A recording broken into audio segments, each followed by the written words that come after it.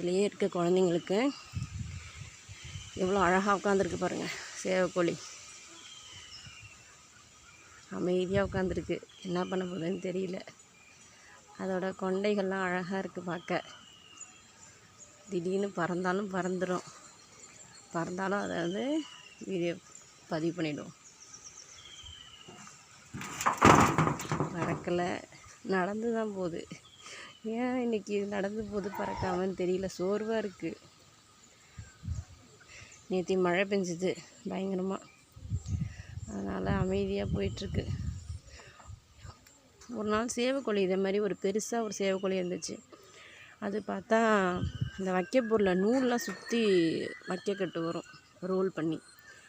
அந்த நூல் எங்கேயோ கடந்து அதில் போய் சிக்கிக்கிட்டு அப்படியே இறந்து போச்சு. பார்க்கவே ரொம்ப பாவமாக இருந்துச்சு.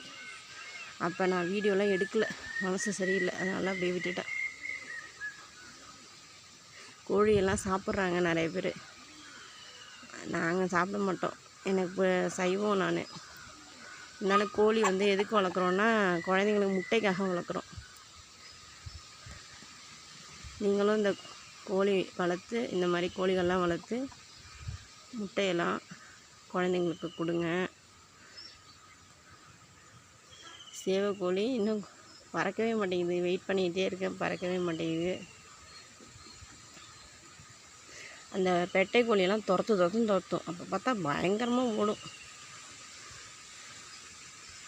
நன்றி, வணக்கம். என்னோடய சேனல் பிடிச்சிருந்தா லைக் பண்ணுங்கள், ஷேர் பண்ணுங்கள், சப்ஸ்கிரைப் பண்ணுங்கள்.